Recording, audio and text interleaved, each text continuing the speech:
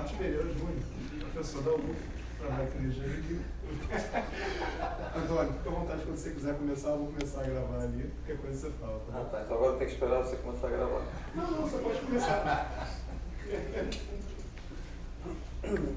Bom, pessoal, boa tarde. Eu vou dar continuidade à discussão de ontem e só para, vamos dizer assim, deixar claras as convenções, que hoje eu vou usar novamente algumas coisas que são importantes ter convenções consistentes. Em algum momento eu não vou ter convenções consistentes. E aí, enfim, estou fazendo o melhor que eu posso para ser consistente. Mas hoje ainda vou tentar ser consistente. E o que eu queria fazer hoje é, de fato, definir a simetria do RST. Mas, só para lembrar, né, o que nós fizemos ontem foi justamente estabelecer as convenções que eu estou usando para as teorias de Yang-Mills no euclidiano. Então, eu estou sempre trabalhando em 4 dimensões euclidianas. E uma transformação de calibre infinitesimal é dada por essa expressão, onde esse psi é o parâmetro de calibre infinitesimal.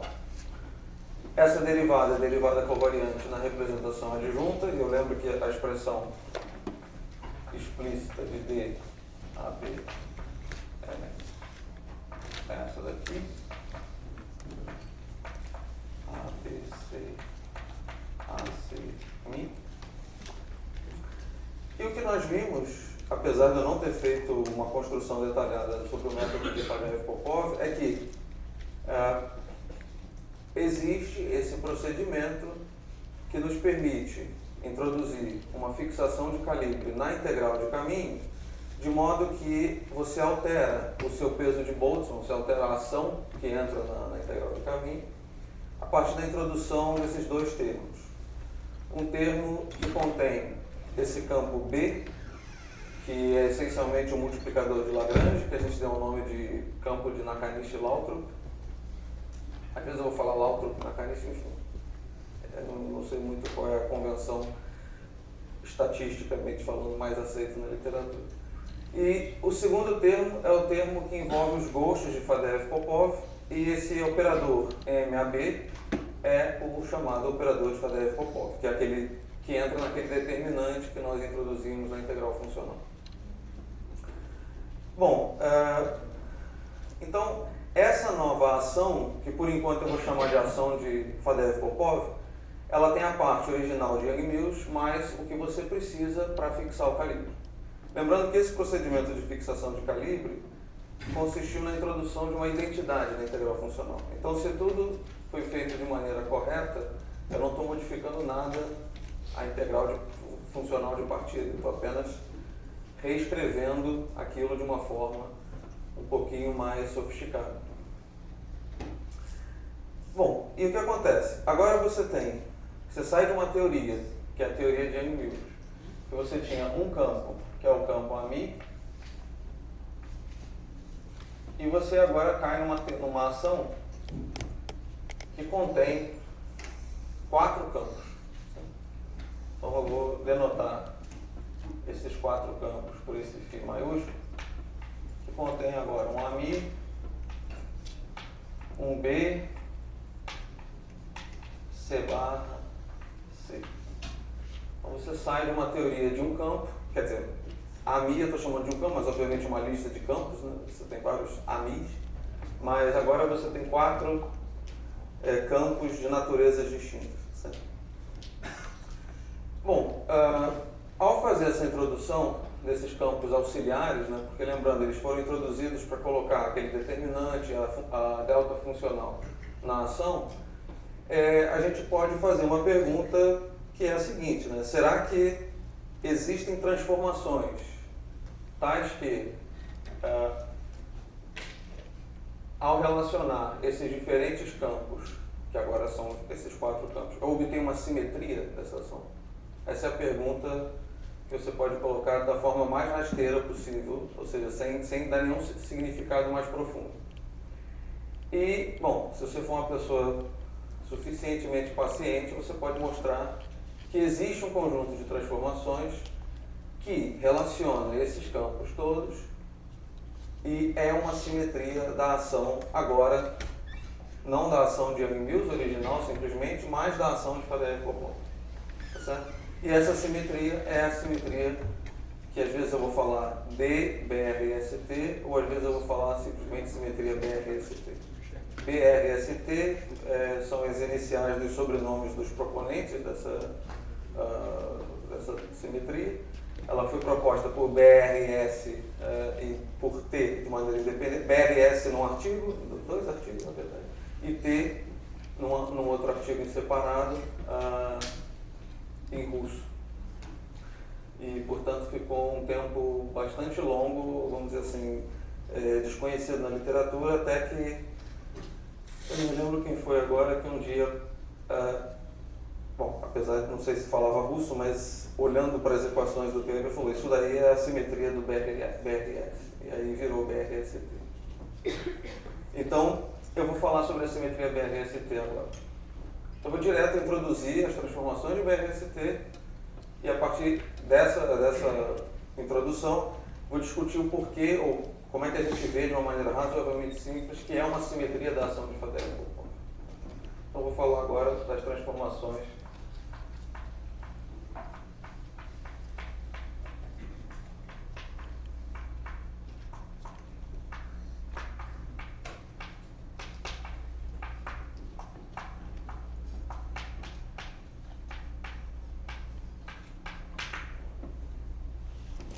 e a ideia é a seguinte.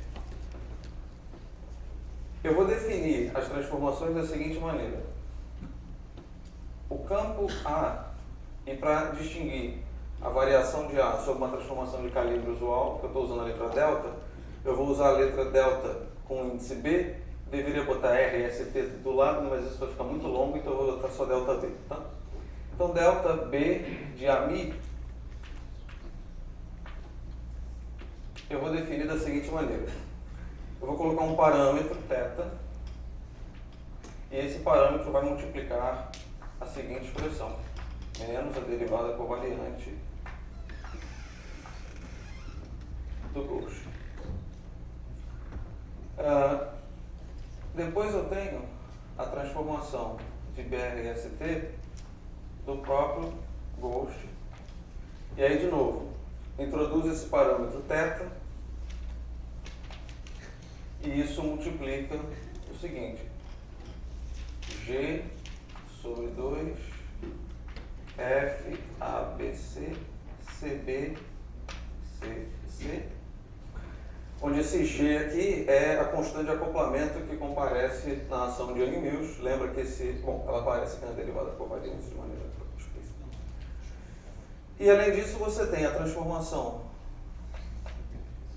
de C barra do anti-Gauss, e isso aqui vai ser, de novo, esse parâmetro θ vezes I campo de Lautrou-Macanisch e finalmente delta B e Bzinho é zero. Tá? Poderia botar esse θ aqui multiplicando, mas enfim, não necessidade.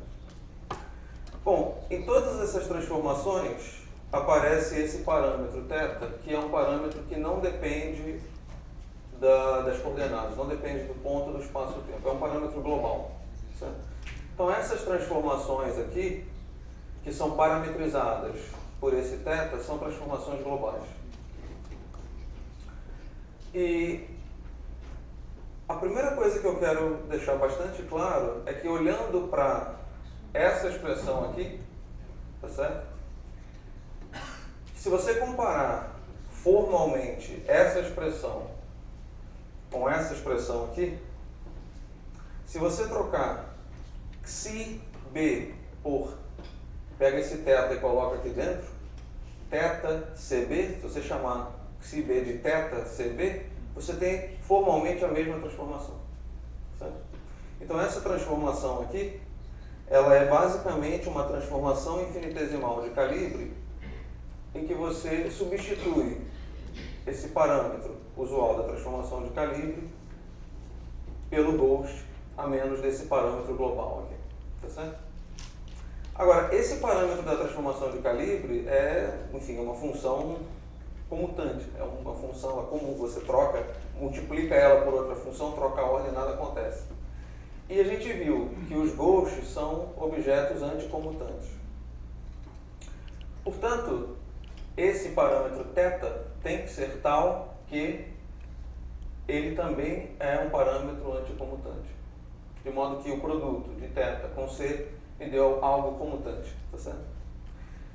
Bom, é claro que se você faz uma transformação em A e leva no Ghost, você está levando um campo comutante num campo anticomutante, então você precisa de algo que faça essa mudança de natureza, que é justamente esse parâmetro θ. Bom, baseado nisso, né, a gente define agora o gerador dessas transformações de BRST, que também é chamado de operador de BRST e, na notação que eu vou usar aqui, é representado pela letra S minúscula. Então eu vou introduzir um operador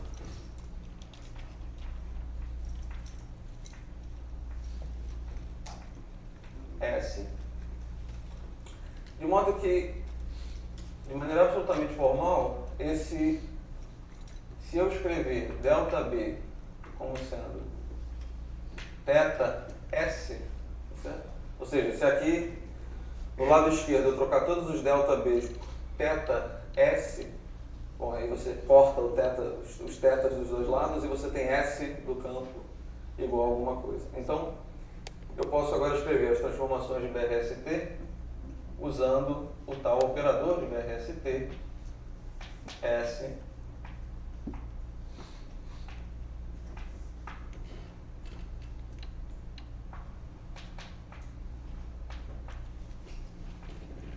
e esse operador vai ser, vamos dizer assim, o objeto central das discussões que vão seguir a partir de agora.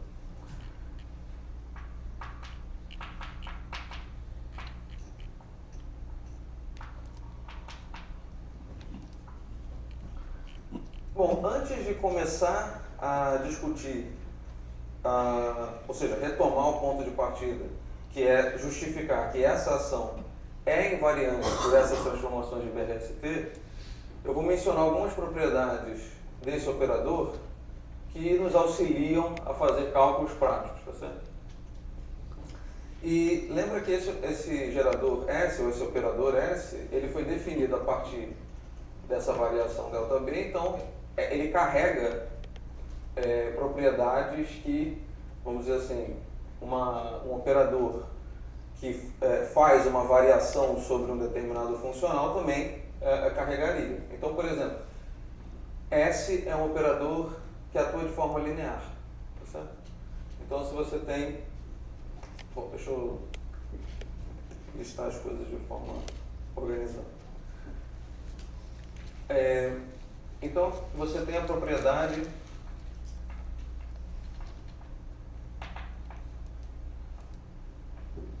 de linearidade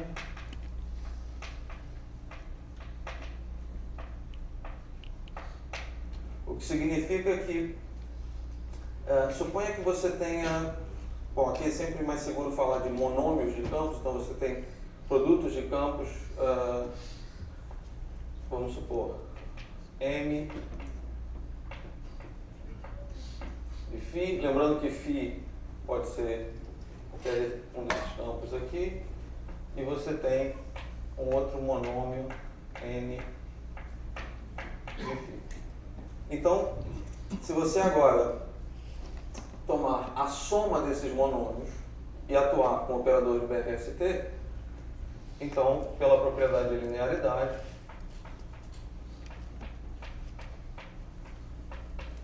isso aqui é verdade. Isso é uma propriedade que segue das propriedades da ΔB. Certo? Uma outra propriedade que é bastante importante é uma propriedade de regra do produto. Isso aqui é uma variação, então quando você faz a variação de um produto, você tem uma espécie de regra do produto da derivada. Mas aqui você tem que lembrar que você está lidando com esse operador estranho que mapeia um campo comutante num campo anticomutante. Aqui você tem um campo anticomutante, quando você atua com S, isso te dá um produto de objetos anticomutantes, e isso eu tenho certeza absoluta que o Léo falou que eu vi. Esse produto comuta, esse aqui é um objeto comutante, tá certo? Então você está mapeando campos de uma certa natureza, ou seja, comutantes em campos anticomutantes ou o contrário. Então você tem uma regra do produto graduada, certo?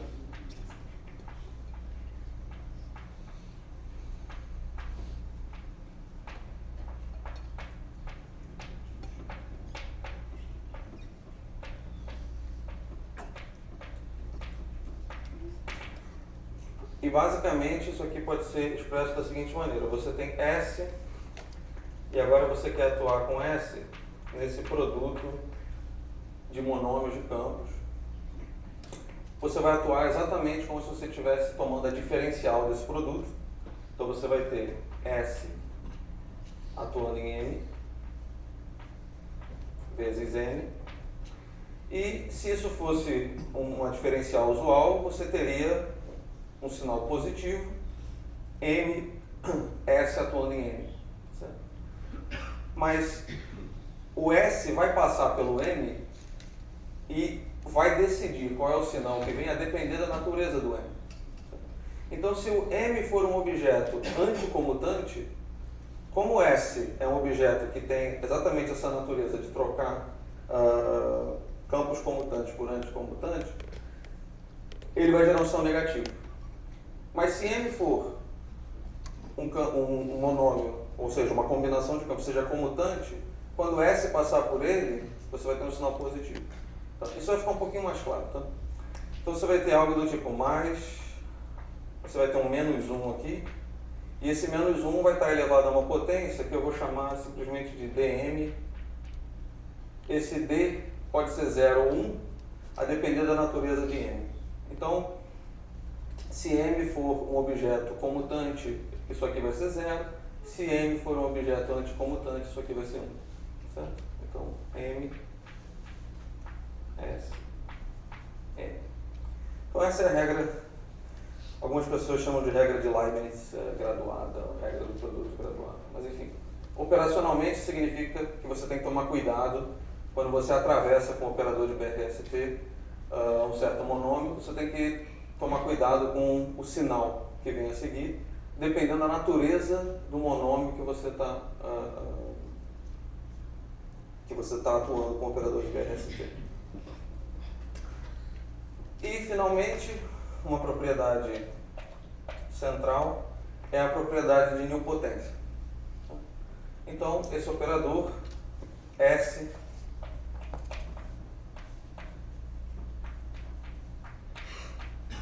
é um operador nilpotente, que significa que se você atuar com S duas vezes, e aqui eu vou escrever exatamente dessa forma, porque você pode inserir o que você quiser. Então, S ao quadrado é igual a zero. Isso significa que é um operador nilpotente. Bom, a propriedade de linearidade e a regra do produto, como eu falei, em geral, você consegue justificar isso daqui simplesmente usando as regras usuais de uma variação e levando em consideração essa natureza, vamos dizer, grassmanniana desse parâmetro térmico. A nilpotência, bom, mostrar que isso aqui é nilpotente é um pouquinho mais trabalhoso. A forma como você pode fazer isso, e acho que todo mundo tem que fazer isso, bom, todo mundo que quiser fazer isso, pegar, por exemplo, essas transformações e simplesmente atuar, mais uma vez, com o operador BRST em cada uma delas e mostrar que vai dar zero. E aí você vai mostrar que S ao quadrado de A, S ao quadrado de B, S ao quadrado de C barra e S ao quadrado de C, isso tudo dá zero. E aí você pode agora construir monômios a partir de produtos desses campos e você pode começar a brincar com a atuação de S sobre esses monômios desses campos E já sabendo que S ao quadrado de qualquer um deles vai dar zero, você pode fazer uma demonstração recursiva de que isso vai ser sempre S ao quadrado de qualquer coisa será zero. Certo? Eu não vou me atrever a fazer isso aqui. Então essas propriedades, elas são centrais para a gente fazer conta prática. Certo? E eu vou usar isso daqui a pouco. Mas antes de passar para essa discussão, tem uma propriedade muito importante que decorre da nilpotência, que eu acho que o Léo discutiu exaustivamente, que é o seguinte: esse operador, sendo um operador nilpotente, ele define um problema de cohomologia.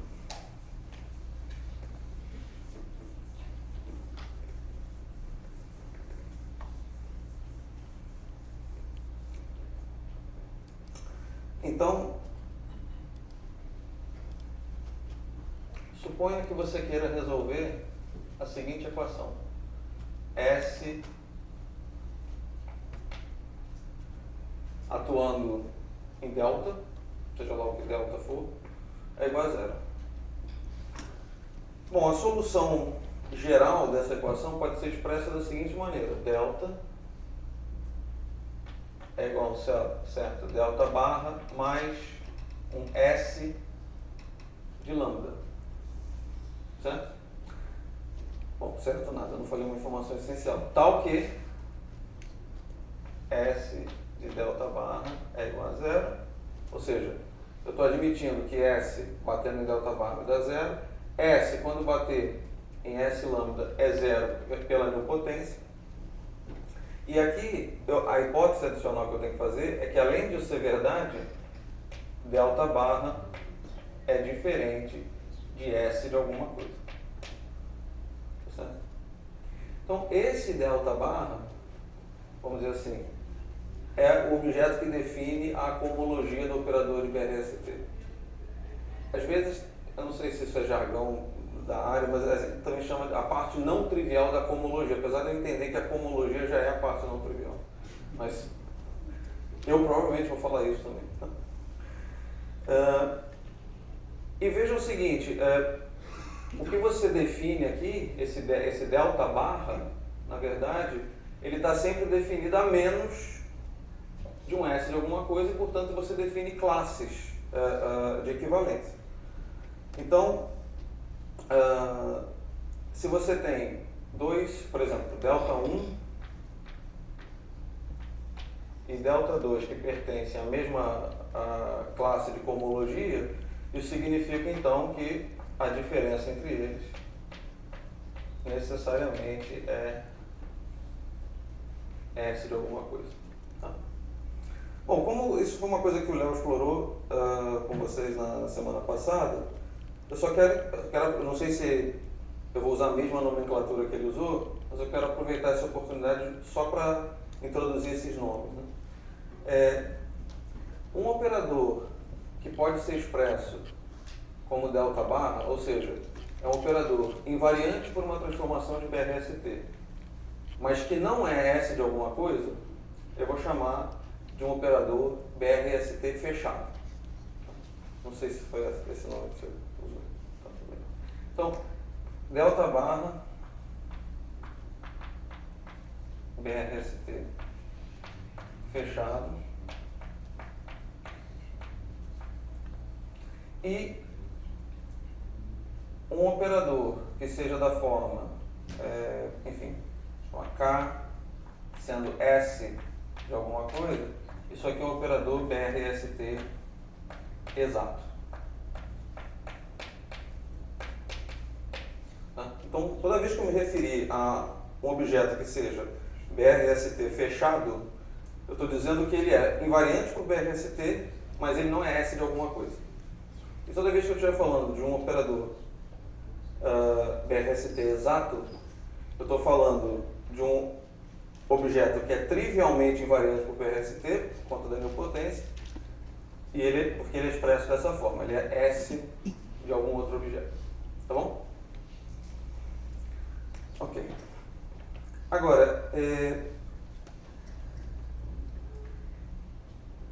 toda essa tecnologia que vem por trás dessas técnicas de cohomologia, elas são, assim, elas têm uma força impressionante quando a gente vai,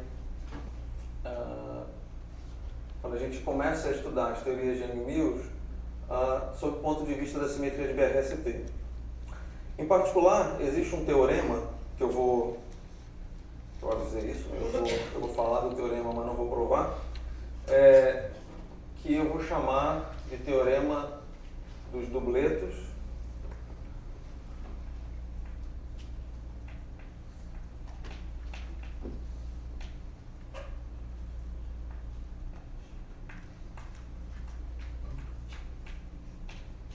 Mas antes de falar o que é o teorema dos dubletos, eu preciso falar o que é um dubleto de BRST.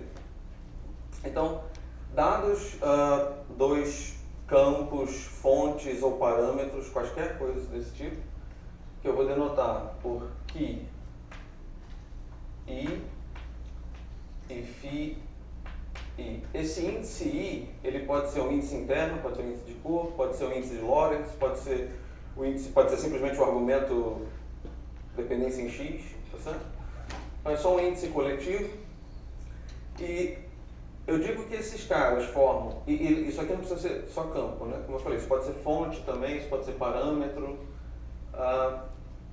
Eu digo que eles formam um dubleto de BRST se isso aqui é verdade, ou seja, se S de que I é igual a Φi e, bom, isso aqui decorre pela nilpotência, tá certo? Então, se você tem Ki e Φ que são amarrados por essas transformações de BRST, eles formam um dubleto de BRST. Tá? E o que o teorema dos dubletos diz? O teorema dos dubletos diz para você que um dubleto de BRST nunca fará parte da sua cohomologia, da parte não trivial. Nunca entrará no delta bar. Tá certo? Então, o teorema diz que bom, isso aqui eu tinha que definir isso e depois falar o teorema, mas assim será, né? Ou seja, que I e Φ I não entram na cohomologia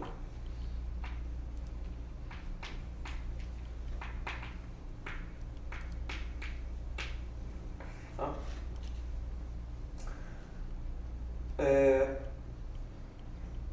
Bom, eu já apaguei. Não apaguei. Olhando para essas transformações de BRST, você tem aqui claramente que o anti-Gauss e o campo de Lautrup-Nakanishi, eles formam um dubleto de BRST. Certo? S de C barra é igual a B e S de B é igual a zero, que é exatamente esse tipo de condição. Tá vendo? Então você tem aqui dois campos que formam um dubleto de BRST e isso vai ser explorado em breve. Então, por isso que eu estou enfatizando essa questão. Mas antes de discutir isso, eu quero retomar, né, o comecinho da aula para falar o seguinte. Eu estou dizendo que isso aqui é uma simetria da ação de Fadeev-Popov. Essas transformações dão uma simetria para a ação de Fadeev-Popov. Para a gente fazer a conta aqui de uma maneira, vamos dizer assim, ágil, eu vou usar o calibre de Landau como modelo, tá certo? Para a gente fazer a conta. Mas depois a gente vai tratar de calibres mais gerais, mas só para ver como que a coisa funciona na prática. A ação de Fadeev-Popov no calibre de Landau, nós vimos que pode ser expressa da seguinte maneira. É a ação de Yang-Mills mais a integral de D4x I BA dmi a mi mais a integral D4x C barra A dmi Essa é a ação de Fadeev-Popov no Landau. O Landau é pegar a divergência de A igual a zero. E o que eu estou dizendo é, se você fizer essas transformações nesta ação aqui, isso será zero. Bom, você pode simplesmente fazer as transformações e mostrar que vai dar zero. Mas a observação central aqui, antes de começar a fazer toda a conta, assim, na força bruta mesmo, é perceber que essa ação ela pode ser expressa da seguinte maneira. Ela pode ser expressa como sendo a ação de Young-Mills mais operador de BRST integral de 4x.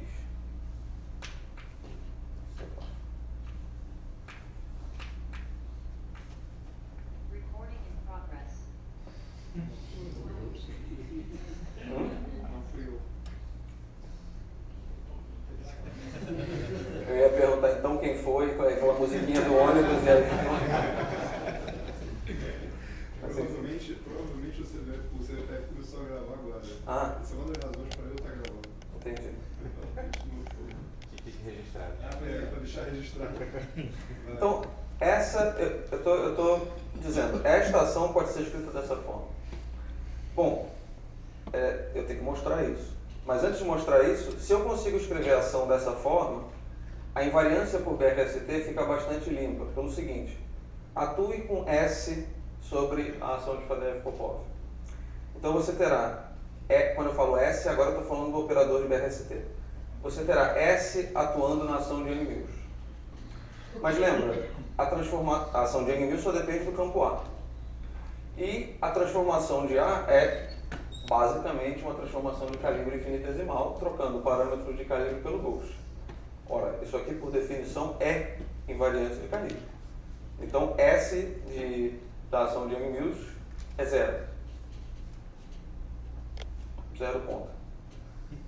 Depois você atuará com S nesse termo aqui, mas você tem um S na frente. Então você terá S quadrado de alguma coisa e pela nilpotência isso é zero. Certo? Então, quando eu escrevo dessa forma, fica claro que a ação de Fadeev-Popov é invariante por BRST. Como eu não sei qual é a fluência que vocês têm com esse tipo de conta, eu acho que vale a pena mostrar que isso aqui dá isso só para a gente ver explicitamente, para quem ainda talvez tenha alguma dificuldade com o que está acontecendo. A ideia é a seguinte, você vai atuar com S aqui.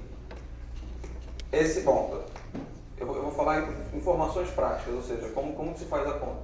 Esse S passa pelo sinal de integral e vai atuar no C-bar. Certo? Eu acabei de apagar, mas S atuando em C-bar dá I e B. Então, esse termo aqui, vamos botar aqui.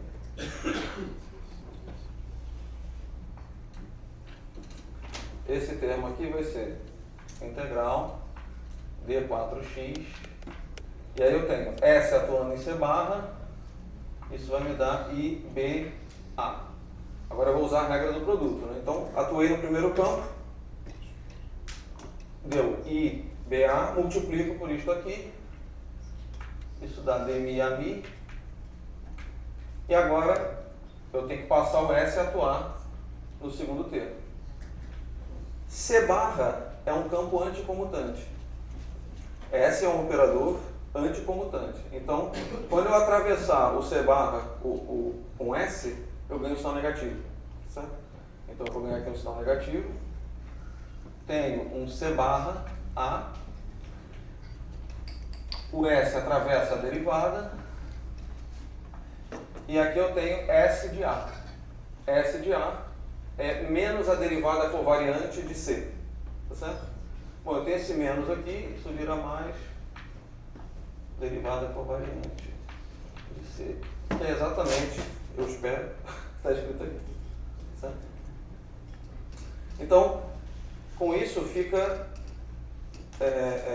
demonstrado que essa ação de Fadeev-Popov no calibre de Landau, ela pode ser expressa como a ação de Young-Mills mais um termo BRST exato. Tá certo? É claro que isso não é uma propriedade particular do calibre de Landau. Como eu falei, eu estou fazendo aqui só para a gente poder fazer as contas de uma maneira mais limpa.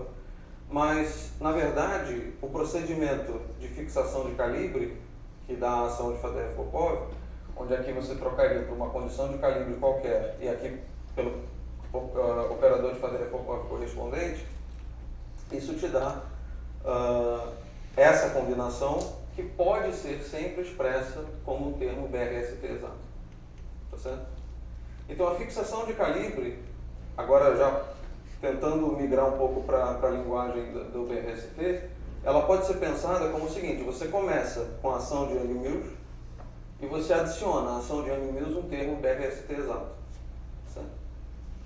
E esse termo BRST exato vai ter um termo que é o que força a condição de calibre e o termo que tem o determinante de Fadeev-Popov, que é necessário para compensar essa, vamos dizer assim, o fato de você estar quebrando a simetria de calibre. Certo? Bom, aqui eu já vou dar um pulo gigantesco de algo que eu quero falar em detalhes depois, que é o seguinte: nós esperamos que observáveis calculados nessa teoria independam da escolha de calibre. Certo? Isso é razoável. Então, a ação de Young-Mills está sendo acrescida de um termo BRST exato para fixar o calibre, mas eu quero poder ter a liberdade de escolher qualquer calibre e obter o mesmo resultado que o meu observado. Lá o espectro hadrônico que a Letícia mostrou ontem, você quer escolher qualquer calibre e obter o meu espectro hadrônico. Certo? Então, isso nos dá, ou isso sugere, isso aqui é vamos dizer assim, uma extrapolação perigosa, mas assim, que adicionar termos BRST exatos na minha ação não afetam a física. Tá certo?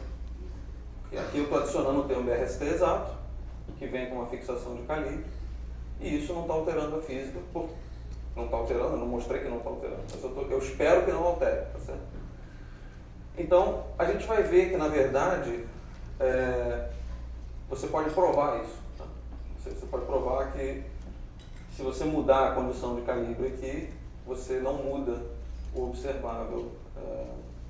Eu estava preparando as notas de aula para isso e eu usei a sala do Felipe hoje mais cedo, por um contratempo, e a demonstração está lá, eu acho, no quadro. Então, falta eu passar para cá.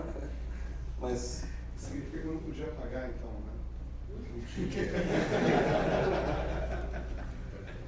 Bom, antes da gente dar sequência peraí, isso é importante. Alguma pergunta até aqui? Ok. Antônio? Sim.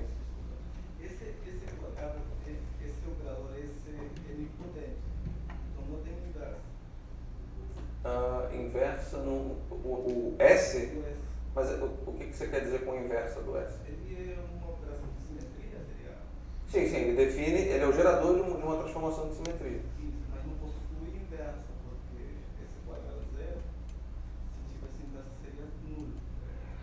Mas, assim... É como se você partisse de uma configuração de campo, Sim. uma simetria, uma transformação de Gauss, mas você não consegue voltar para a configuração inicial. Certo? Mas, eu não sei se a pergunta está clara para mim. Eu acho que eu estou entendendo o que você está falando com relação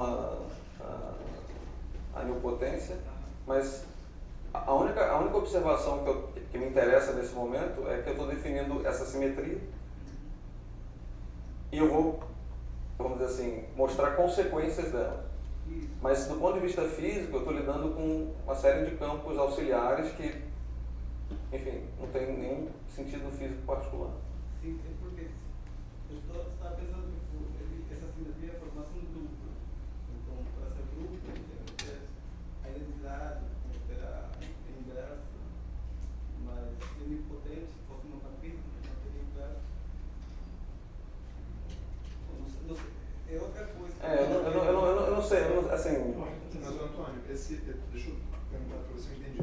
Esse S não está associado com um parámetro infinitesimal de uma transformação que você pudesse fazer deformando a partir da É isso que você estava buscando, né? Mais ou menos. Como se você pudesse deformar a partir da identidade. Acho que eu estar buscando uma coisa mais informada num grupo de livro. Acho que o S não é uma Não. Eu não sei ainda se eu entendi, mas enfim. Oi? Sim. Porque estava pensando que eu fosse um grupo. É que vocês estão aqui na discussão e ainda estou assim, meio que vocês estão falando. Né? Mas, enfim, acho que a gente pode. Posso Claro. Eu acho que ele quer definir um grupo a partir das transformações da RST. Uhum. E aí esse S aí seria um pedacinho do grupo, uma operação do grupo. E aí essa operação ele gostaria que tivesse um inverso para definir o elemento do grupo tem seu inverso e por aí vai, mas eu acho que Eu, assim. acontece. Oi? Esse é o gerador. Sim, esse é o gerador. Bom, se eu tiver alguma coisa de útil para falar sobre isso, eu posso falar. Eu acho que o exponencial de S vai dar esse que você quer. E esse cara tem que dar inverso. Mas o S é seu viramento o elemental álgebra não tem um sistema. O exponencial do gerador é o S é o gerador, o S é uma álgebra. Assim, a única coisa, o ponto de vista que eu estou tomando aqui é o seguinte: eu tenho essa simetria, tá certo? Essas transformações, e o que eu vou tentar justificar é que essas transformações, essa simetria, ela tem consequências importantes para a teoria quântica. Toda a parte, vamos dizer assim, mais geométrica isso é um outro jogo. Que tá longe, eu estou aqui sendo bem. É o que eu sei fazer, entendeu? Foi assim que eu cresci. S. Não. Aquele delta B, aquele parâmetro θ é suposto infinitesimal, mas. Você definiu essa a partir. Ele é o gerador da transformação. Então não tem nada assim. S de A ser derivada covariante de C, não há nada de infinitesimal nessa. Eu tenho que é leigo, assim, mas por que a gente sempre está falando da ação que está dentro da ação de Henry e não da densidade lagrangiana? Por que a gente fica aplicando essa integral? Eu vou falar da densidade lagrangiana para você ficar menos incomodado. Não tem nenhuma razão. Quer dizer, tem razão no sentido de você poder, às vezes é bem conveniente fazer integrações por partes e jogar fora termos de fronteira, mas isso você pode apagar. Inclusive o pessoal, se você pegar os livros dos russos, né, todos os índices são resumidos a um índice só, incluindo a integral, ou seja, todos os índices viram um índice só, índices repetidos são somados, e isso também corresponde à integral. Então vira uma notação bastante compacta e às vezes difícil de entender. Mas enfim. Antônio, posso fazer uma observação? Claro. A nilpotência não impede você ter o inverso. Se você pensar numa expansão em série, no elemento de álgebra, a única coisa que você está dizendo é que essa expansão só vai ao termo linear. É como se em mecânica quântica supersimétrica é igual. Aliás, é exatamente o caso. Você tem um gerador e um parâmetro anticomutante. Então a sua série não passa do 1 mais, se você quiser usar o θs, acabou. A inversa é 1 menos isso. Então tem inversa. Mas se esse quadrado é zero, Não tem problema, você para a série, essa sua série morre no primeiro termo, porque o segundo termo já é zero com nilpotência. E que aí nessa ideia o gerador seria exponencial do. Então, só que esse exponencial morre no primeiro termo. Identidade mais parâmetro gerador acabou. E a inversa é 1 menos isso. Se fizer isso vezes composto com menos isso, dá identidade. Não tem problema nenhum. É a inversa.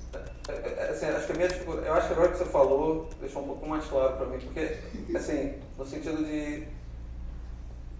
Você estava falando do operador inverso, ou seja, você não pode inverter o operador, e isso estava me deixando confuso. Não, ele reclamou que Como ser uma operação de Sim. simetria, teria que ter inverso. Sim. E que não poderia porque o operador é impotente. Não, eu entendi. Essa parte que você esclareceu, sim. Pois é, não há problema nenhum em ser impotente, isso é o que acontece no reconhecimento não. Você tem um gerador e um parâmetro, ambos anticomutantes, e existe a inversa, não tem problema.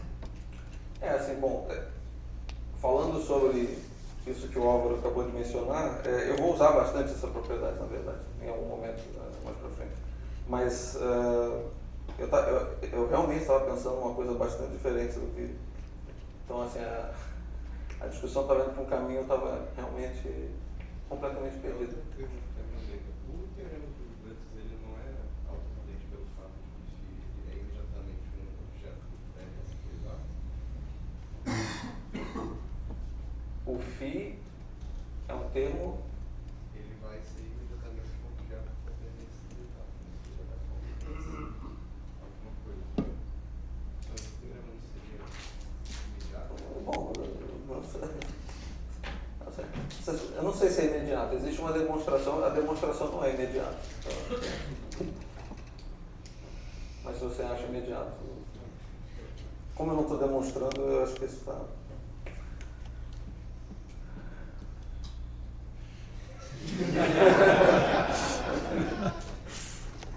Bom, eu quero falar uma característica dos ghosts que existe uma simetria global também que envolve o ghost e o anti-ghost. A primeira coisa que eu quero deixar claro é que, apesar da notação sugerir, o ghost e o anti-ghost são campos completamente independentes, certo? Ou seja, C barra não é o conjugado de C, não é isso. E existe uma simetria global que, deixa eu usar as convenções que eu botei aqui, que é o seguinte: se você pegar C barra, mapear em exponencial de menos e θ C barra A e C em exponencial de θ CA. Então, onde θ, esse θ eu estou usando uma letra ruim, que eu usei para ser um parâmetro grassmanniano antes, agora é só um θ real qualquer, mas é global, tá? Se você fizer essa troca na sua ação de Fadeev-Popov, olhando para cá, como você sempre tem C barra e C aparecendo juntos nessa combinação, evidentemente essas exponenciais se cancelam. Então você tem uma simetria global. Bom, você tem uma simetria global, você tem uma corrente associada a ela, e isso define o que a gente chama, isso define uma carga, que é o que a gente chama de número de ghost. Tá? Então, eu vou atribuir ao ghost uma carga, que é o número de ghost de mais 1, e ao anti-ghost eu vou atribuir uma carga de menos 1. Certo? Bom, o campo A e o campo B tem número de ghost 0, porque a transformação envolve só os campos de vantagem, e a ação de Fadeev-Popov tem que ter, o número de ghost da ação de Fadeev-Popov tem que ser 0. Então, esse conjunto de transformações, essa simetria, ela basicamente diz que, onde aparece um C tem que aparecer um C bar. Certo? Então, essa é a ideia por trás dessa simetria. E essa quantidade, o número de ghost, tem um papel fundamental pelo seguinte: o que o operador de BRST está fazendo, por exemplo, na transformação de S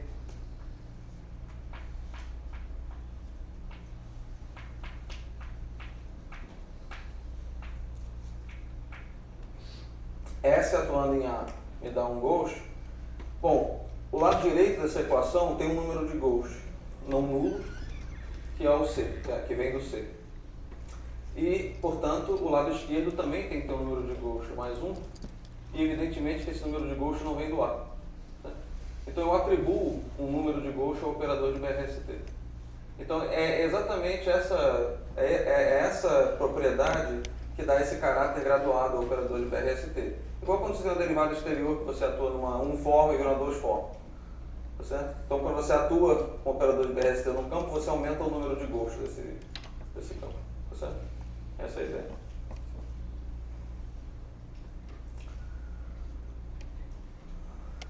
Bom, então agora, deixa eu ver como eu tenho aqui.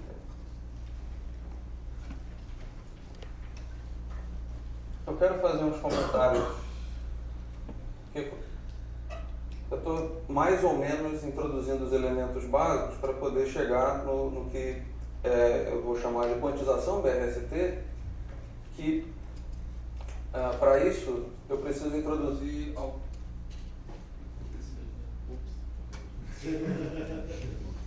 Calma que dessa vez a gente está preparado. E o que vai faltar aqui?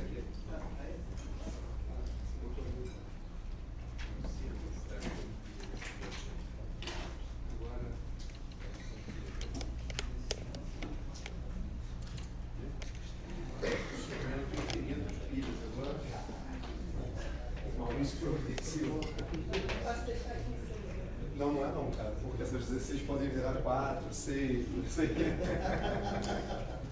Um grande podem virar 16 novas, virarem rapidamente 16 velhas.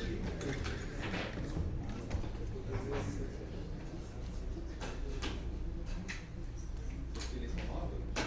Zero.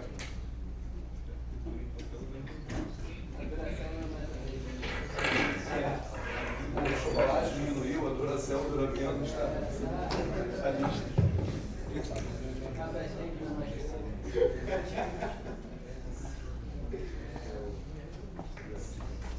Bom, então, em 4 dimensões, agora eu vou começar a falar de coisas bem práticas para quem faz teoria de campos. Em 4 dimensões, a dimensão canônica de massa do campo de calibre é 1, certo?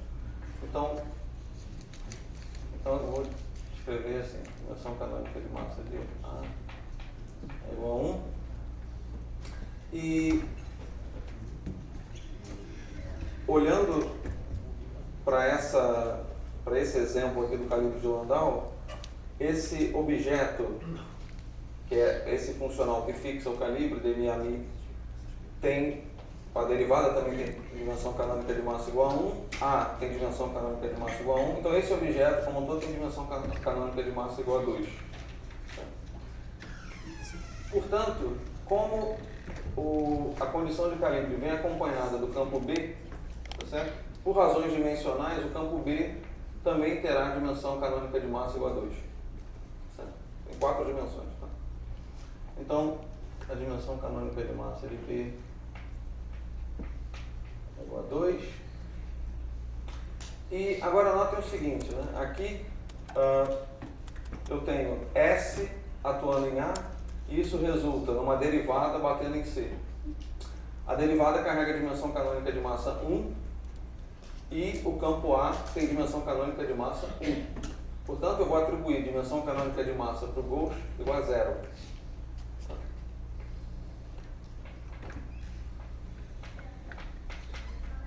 E finalmente, a dimensão canônica de massa do anti-Gauss, de novo, aqui. Por essa mesma discussão que eu acabei de fazer, isso aqui teria que ter dimensão canônica de massa igual a 2.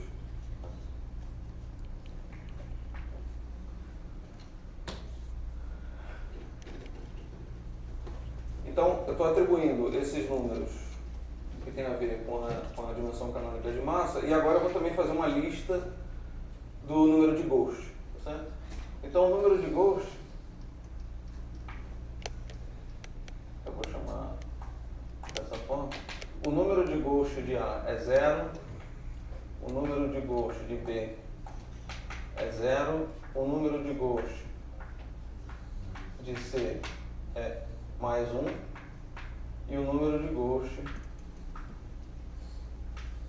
de C barra é igual a menos 1. Tá?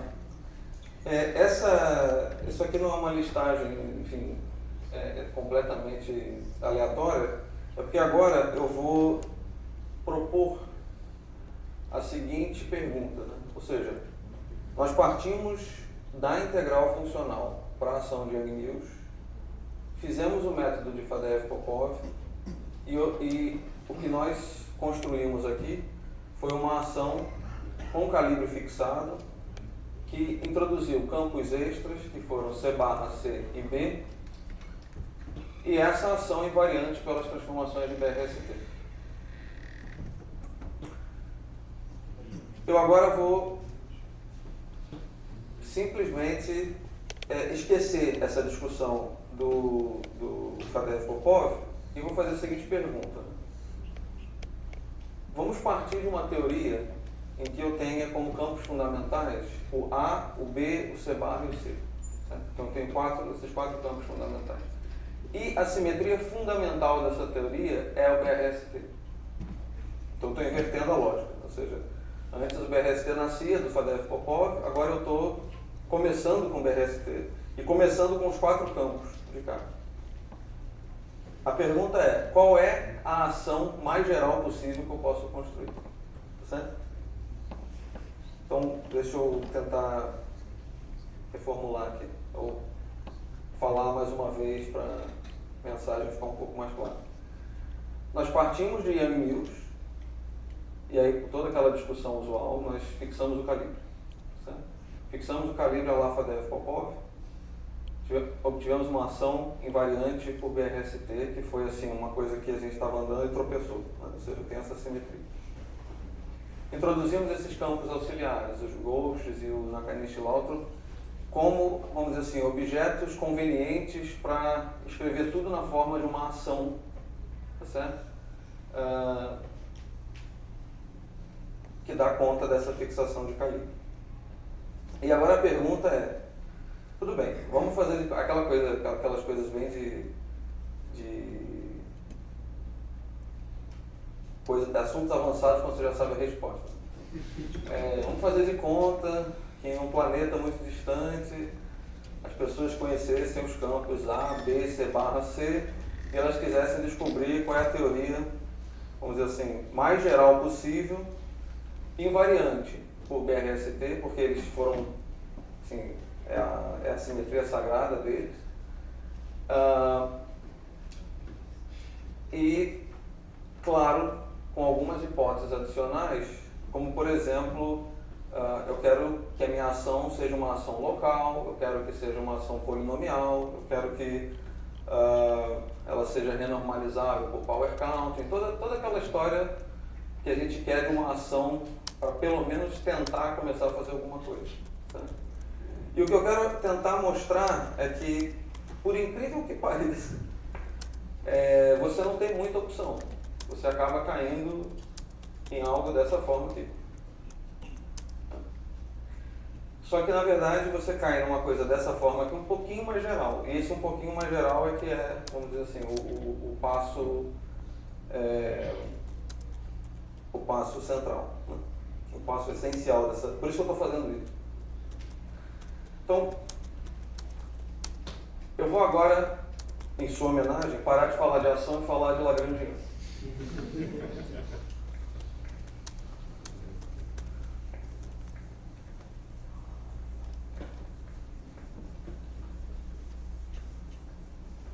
Então, a ideia é a seguinte.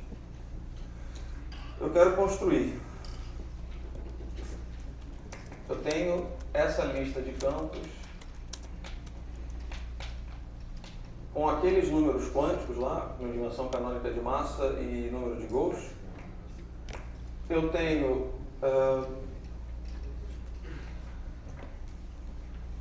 BRST, ou seja, eu quero que a minha teoria seja invariante por transformações de BRST. E além disso, eu vou agora dizer o seguinte, a minha Lagrangiana, ela vai ser local e polinomial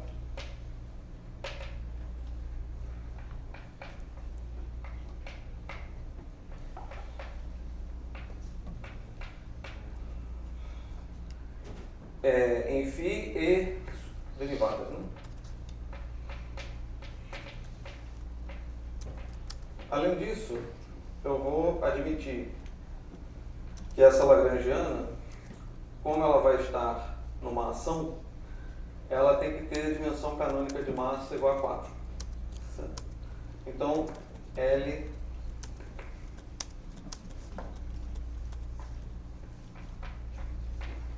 tem que ter dimensão canônica de massa igual a 4. Além disso, L tem que ter número de Gauss igual a 0. Certo? E aqui eu sei que neste lugar em particular, essa é uma hipótese, vamos dizer assim, pode ser questionada por vários de vocês. E, enfim, não levem a mal, é só uma questão, eu não tenho tempo para falar dos casos. Que é o seguinte, eu vou assumir invariância de Lorentz.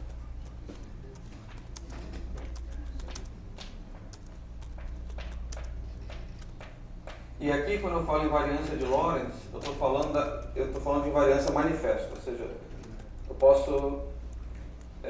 eu quero que tudo esteja escrito de maneira covariante, bonitinha, não quero separar a parte espacial de temporal. Bom, eu estou no euclidiano, né, então. Mas assim, eu digo, o índice que tem que aparecer é o índice grego. Essa é a questão.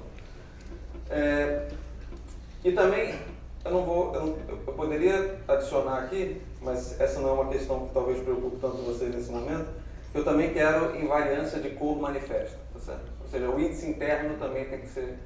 Eu não posso quebrar, não posso contrair termos até um certo valor do meu índice de cor e depois pegar um outro termo e contrair o restante Dá para fazer isso, tem calibres que fazem isso. Mas eu vou partir dessas ideias aqui e vou tentar construir a lagrangiana mais geral possível. Bom, a invariância de BRST diz que S de L tem que ser zero. Pelo que a gente viu, então, L tem que ter a seguinte estrutura. L tem que ter uma parte BRST fechado, mais uma parte BRST exato. Que eu vou chamar de θ maiúsculo. Notem o seguinte.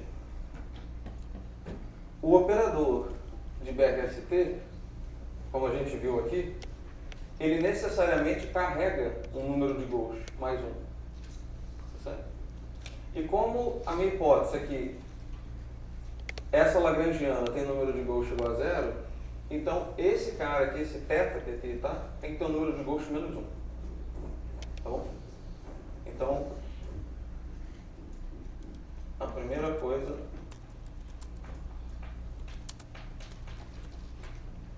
Essa é a primeira restrição que eu estou impondo a θ. Outra observação.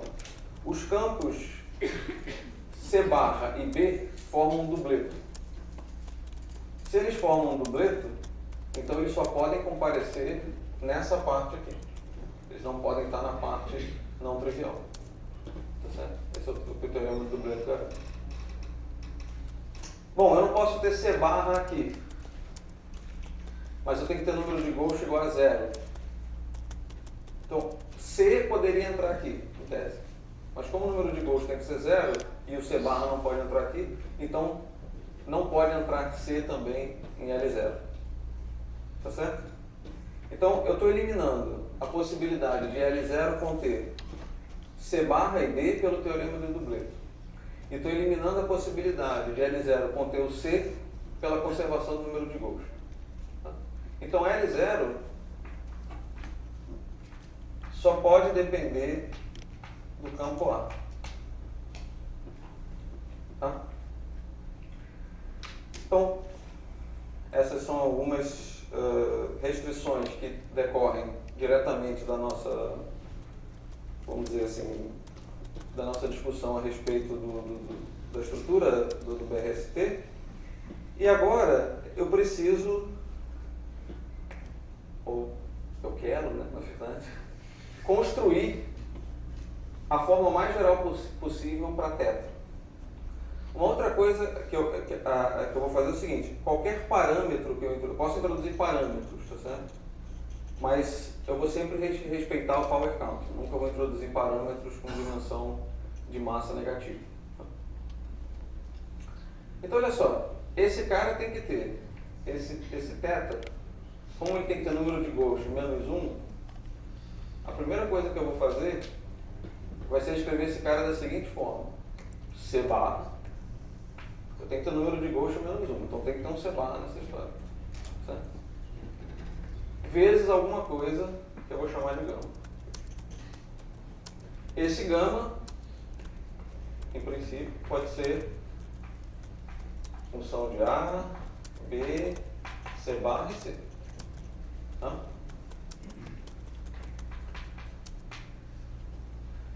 Mas veja só, o anti-Ghost, ele tem dimensão canônica de massa 2. Então, esse cara aqui, esse cara tem número de Gauss menos 1 e tem dimensão canônica de massa 2.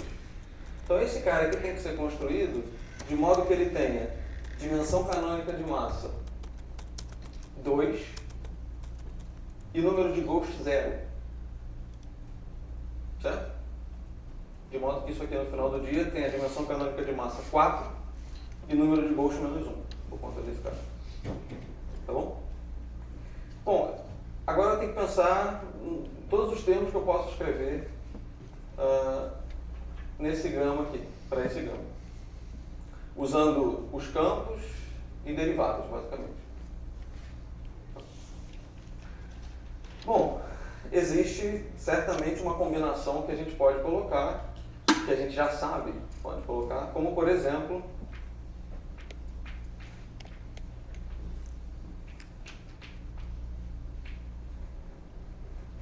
essa combinação tem dimensão canônica de massa 2 e número de Gauss 0. E notem que a combinação tem que ter um índice de cor livre. Eu falo índice de cor, índice do grupo, tá? A segunda coisa, a segunda possibilidade é simplesmente o campo B.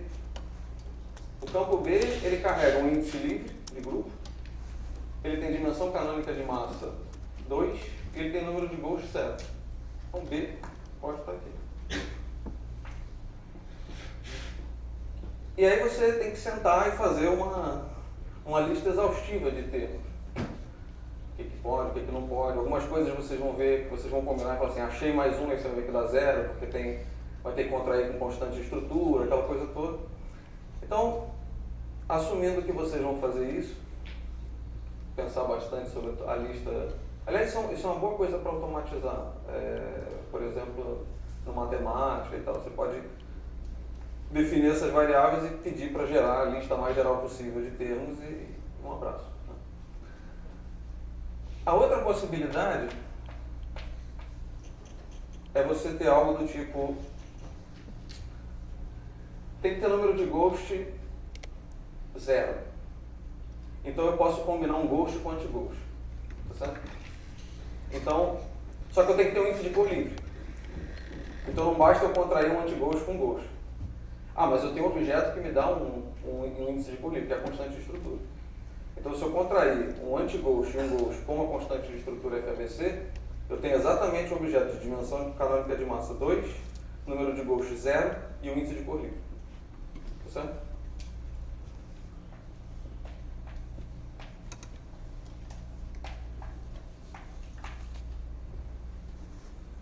Certo? Não? Só para estar.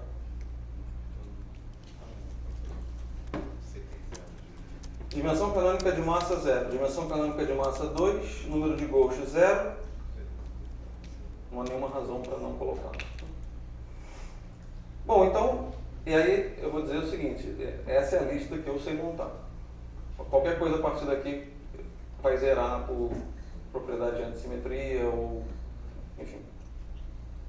Se tiver alguma coisa a mais, vocês avisem, dá tempo de mudar as notas.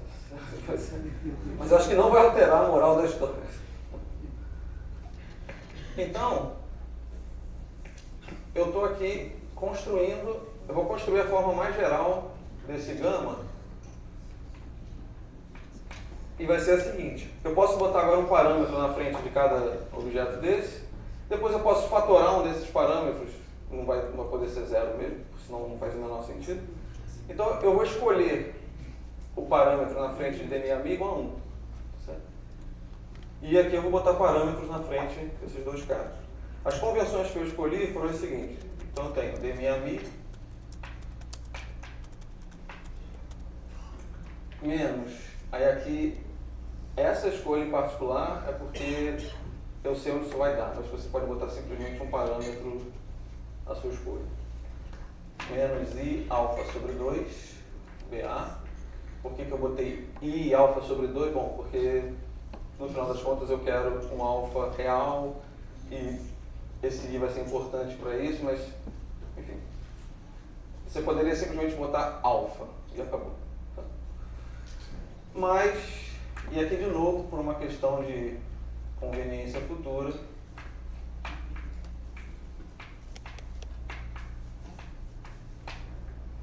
certo? Alfa e beta são parâmetros arbitrários. Eles estão entrando aqui nessa combinação e a princípio eu posso tomá-los para quaisquer valores que eu quiser. Uma coisa a ser enfatizada é a seguinte: você poderia escolher colocar um parâmetro aqui na frente, diferente de 1, e tomar eventualmente a escolha desse parâmetro igual a 0. Bom, a gente já viu que esse cara em particular acaba sendo fundamental para você conseguir inverter o operador que aparece na parte quadrática da ação para se definir o propagador. Então, talvez não seja uma boa ideia zerar esse cara. Mas, né, do ponto de vista dessa construção, é uma possibilidade bastante legítima. Então, agora, esse gama está construído aqui. O θ maiúsculo é simplesmente o produto de C barra com esse gama. E depois o que eu tenho que fazer é atuar com S, esse θ maiúsculo. Quanto tempo eu tenho?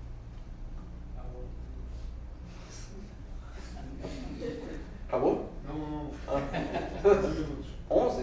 É 2:40, não? Então vamos lá. Então olha só, a lagrangiana mais geral vai ser L0 mais S, e agora o S tem a seguinte, ele vai atuar no objeto com a seguinte estrutura: C barra dmi a mi menos I alfa sobre 2 BA mais beta G sobre 2 F ABC C barra B C.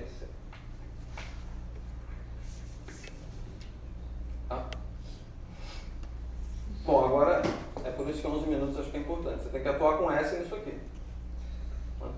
Então, obviamente, o primeiro termo é S atuando em C barra, isso vai te dar I vezes B. Então, você vai ter algo do tipo L0 mais I vezes B vezes esse cara todo aqui. Esse cara todo aqui é o que a gente chamou de gama, né? Vou botar aqui para economizar um pouco. E agora, quando eu passar com S pelo C barra, eu ganho o sinal negativo. Então vai ser menos C barra. E agora eu tenho que tomar, o S disso aqui tudo. Aqui eu vou ter menos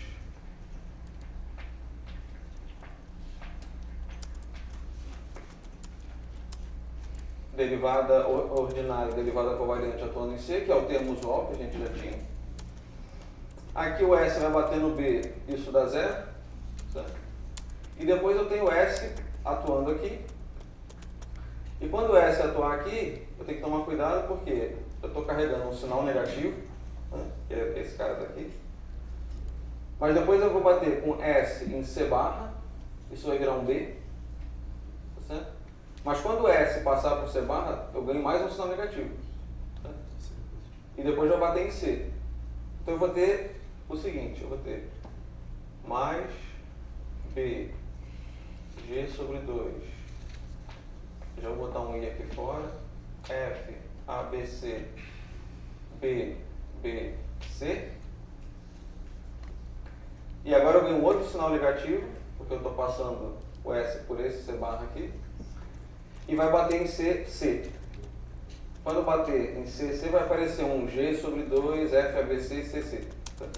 Então vai aparecer algo do tipo beta G ao quadrado sobre 4, porque tem esse G sobre 2 aqui. Eu vou ter algo do tipo F, A, B, C, F, C, D, E, C barra B,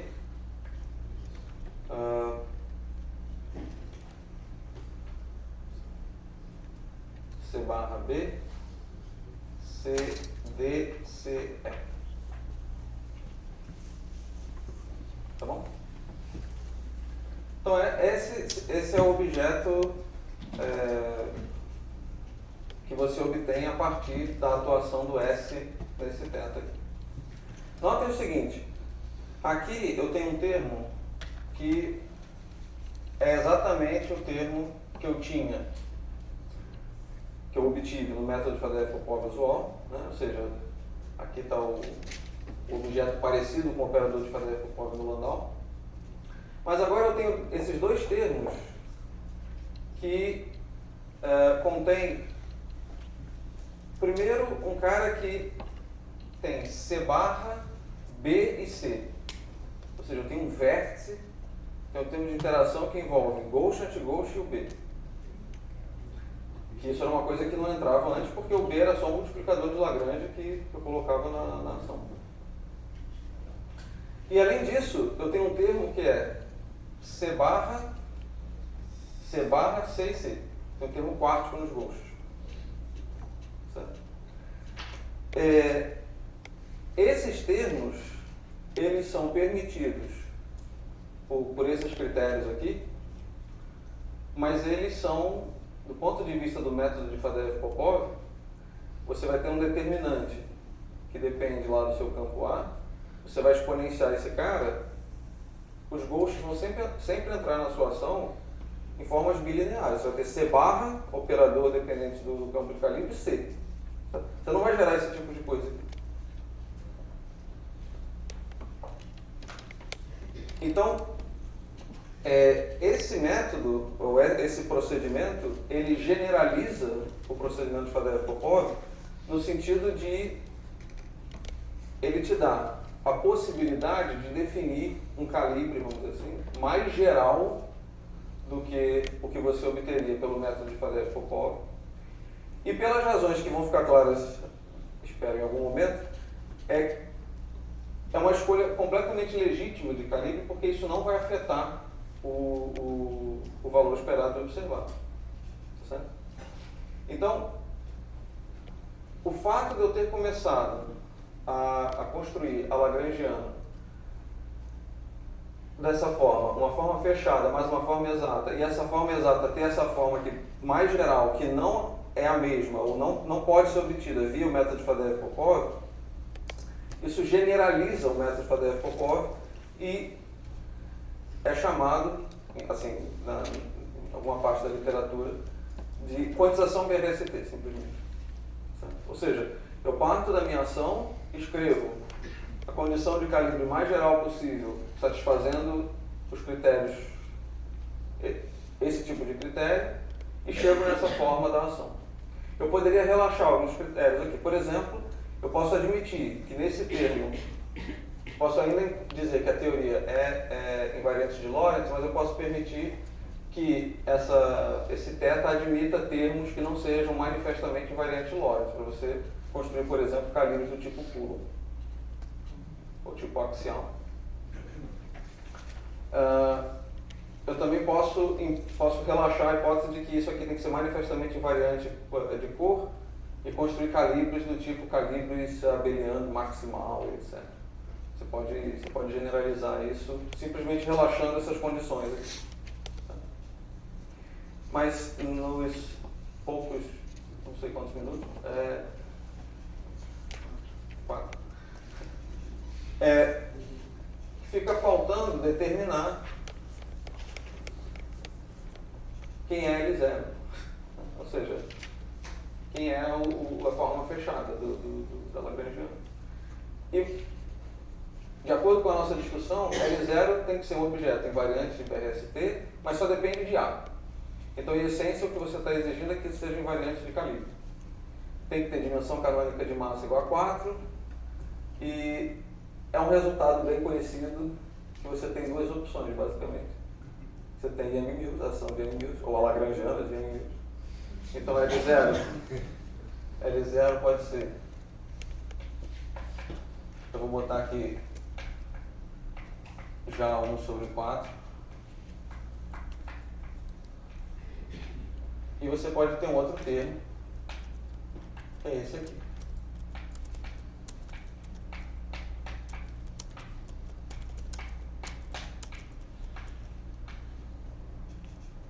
Que é um termo topológico que a gente frequentemente joga fora. Então, essa forma de L0 é a forma fechada, ela contém a parte de ação de M-Mills e ela vem acompanhada desse gate fixing completamente louco, né? Complicado, mas que você obtém simplesmente seguindo esse princípio de BRST, ou seja, seguindo essas regrinhas aqui. Tá? Um comentário, né? Se você tomar beta para 0, você acaba essencialmente com esse calibre aqui, que é chamado de calibre linear covariante, né? Ele é linear nos campos. É um calibre bastante útil para cálculos práticos, né? Mas se você deixar alfa e beta genéricos, esse calibre em si não é renormalizável, apesar de ser renormalizável por power count. Então alfa e beta tem que estar amarrados. E em particular beta tem que ser proporcional a alfa. Então ou você desliga beta desde o início, que você tem os lineares covariantes, ou se você mantém esse cara, não tem jeito, o beta tem que ser proporcional a alfa. E aí se você desligar o beta, você também está desligando o alfa e você cai no Landau. Não cai no Landau. Tá certo? Então, esse calibre que contém interações quárticas nos gauches, ele não você não deforma ele para os lineares covariantes com uma escolha de calibre, uma escolha de parâmetros de calibre, simplesmente. Ou você bota todo mundo, ou você tira, você fica com o Landau. E se você quiser ficar nos lineares covariantes, tudo bem, mas esse cara aqui, a partir do momento que ele entra, você amarra esses dois parâmetros de calibre aqui. Evidentemente que isso não dá para ver por essa construção, você tem que mostrar isso, a renormalizabilidade da teoria. Certo? Bom, então essa é uma forma, vamos dizer assim, eu estou invertendo a lógica, ou seja, eu estou partindo da invariância de BRST, do conteúdo de campo já A, B, C barra C, e estou tentando construir a Lagrangiana mais geral possível que satisfaça essas condições usuais. E o que você chega é isso daqui.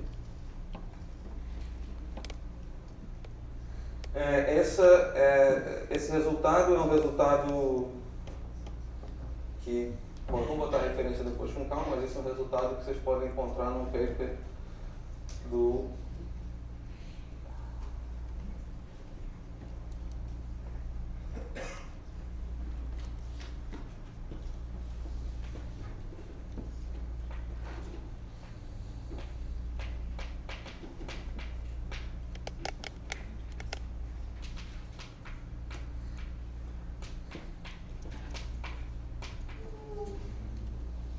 paper de 82,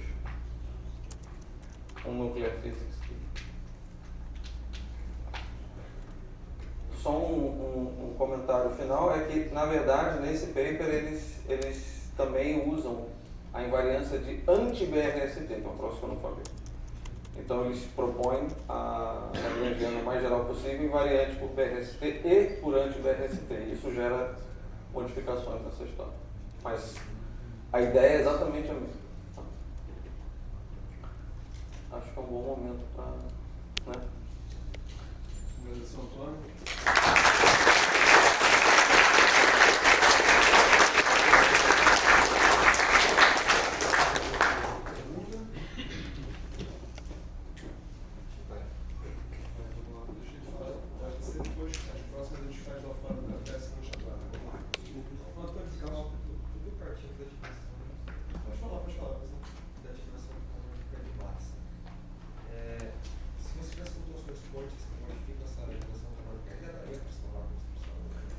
Tudo que eu estou fazendo aqui é clássico. Só estou construindo a lagrangiana mais geral possível. Me preocupando com renormalizabilidade por contagem de potência. Mas isso aqui tudo é clássico. A gente não me falou nada, por exemplo, da invariância de BRST, o que acontece com ela quando você vai para o nível quântico. Só que essa construção em particular é clássica. Ah, não, pergunta depois. Mas uma pergunta rápida, né? Então, uma organização autônoma.